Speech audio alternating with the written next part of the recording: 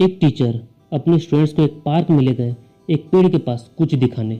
Teacher ने एक पेड़ की तरफ इशारा किया जहां तितली के बच्चे निकलने वाले थे। तितली का बच्चा जब लार्वे के रूप में होता है तो उसके चारों तरफ एक बड़ा सा खोल बन जाता है।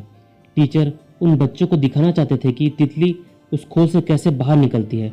बच्चे देख रहे थे कि तितली बहुत मुश्किल से उस खोल को तोड़ पा रही थी। एक बच्चा गया और उस खोल को तुरंत तोड़ दिया और तितली नीचे गिर गई। टीचर ने उस बच्चे से कहा, ये तुमने क्या किया? तुमने तितली को मार दिया। बच्चे ने कहा, मैंने तो तितली को बाहर निकालने के लिए उस खोल को तोड़ा था। टीचर ने कहा, यही तो तुमने गलती की। तितली का खोल इसलिए होता है कि जब तक उसमें इतनी ताकत नहीं आ जाती कि वो खुद अपने खोल को तोड़ दे, तब तक वो ताकत उसमें विकसित होती रहती है। और जिस दिन तितली में इतनी शक्ति आ जाती है वो अपने खोल से बाहर निकलकर अपना जीवन जीती है। उस बच्चे ने कहा, पर मुझसे उसका स्ट्रगल देखा नहीं गया, वो इतनी मुश्किल से खोल को तोड़ पा रही थी। तब टीचर ने बोला, मैंने तुम सब बच्चों को ये इसलिए दिखाने लाया क्योंकि तुम ये लॉ समझ सको, सर्वाइवल ऑफ द फिटेस्ट। तुमने उस तितली को पूरी तरह फिट नहीं होने दिया कि वो सर्वाइव कर पाए। दोस्तों, हमारी लाइफ भी तितली की ही तरह है। हम जब तक अपने आप को फिट नहीं कर लेते, अपने पैरों पर अच्छे से खड़े नहीं हो जाते, तब तक हम इस दुनिया में अच्छे से सर्वाइव नहीं कर पाएंगे। सर्वाइवल ऑफ द फिटेस्ट सबसे कीमती लॉ है। एक बच्चा चलना कैसे सीखता है?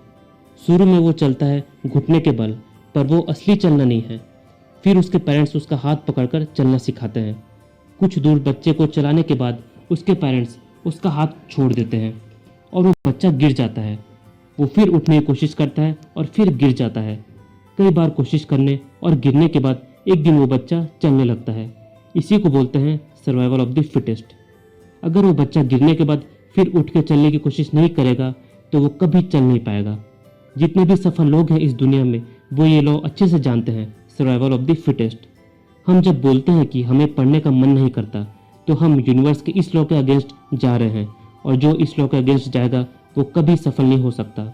जिन लोगों के दिमाग में ये लॉ रहता है वो ज़रूर सफल होते हैं।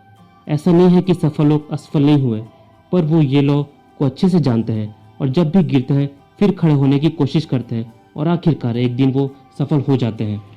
एडिसन हज़ारों बार असफल हुए, हज़ारों बार गिरे, पर फिर पूरे जोश से उठ जाते थे और दोबारा एक्सपेरिमेंट स्टार्ट कर देते थे और आखिरकार हज़ारों गलतियां करने के बाद वो सफल हुए।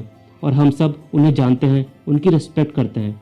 अगर एडिसन हार मान जाते हैं तो कभी एडिसन का नाम नहीं होता। स्वामी विवेकानंद ने कहा है, किसी मकसद के लिए खड़े हो तो एक पेड़ की तरह, गिरो तो बीज की तरह, ताकि दोबारा जैसे बीज फिर पेड़ बन जाता है अपनी मेहनत से, तुम भी अपने मकसद के लिए उस बीज की तरह जंग कर सको ऊपर उठने की। एग्ज़ाम्स हमारे दुश्मन नहीं हैं, हमारे दोस्त हैं। एग्ज़ाम से हमें सिखाते हैं ये law, survival of the fittest. जो एग्ज़ाम में अच्छा परफॉर्म कर गए वो सर्वाइवल ऑफ द फिटेस्ट को पास कर गए और वो लाइफ में अच्छे से सर्वाइव कर पाएंगे, सफल हो पाएंगे। इसलिए एग्ज़ाम्स हमारी लाइफ को सक्सेसफुल बनाने की सबसे बड़ी अपॉर्चुनिटी है। इसे अपने हाथ से मत जाने दें, अपना पूरा एफर्ट लगा दें, और अगर आप गिरें तो फिर उठ जाएं और फिर अगले एग्ज़ाम के लिए और अच्छा परफॉर्म करें। फिर एक दिन आप भी सफल हो जाओगे। सर्वाइवल ऑफ द फिटेस्ट की शर्त यह है कि कभी भी हिम्मत नहीं हारना। दोस्तों, आपको ये वीडियो कैसा लगा मुझे कमेंट बॉक्स में ज़रूर बताएं। इसे लाइक और शेयर करें और इस स्टूडेंट बेस्ड चैनल को सब्सक्राइब ज़रूर कर लें। Thank you.